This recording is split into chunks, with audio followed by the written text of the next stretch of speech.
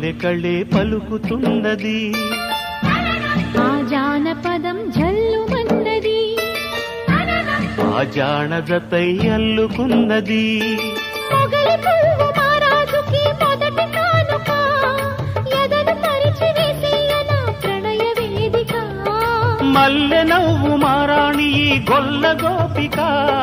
మూగ మనసు వింటున్నది మురడి గీతిక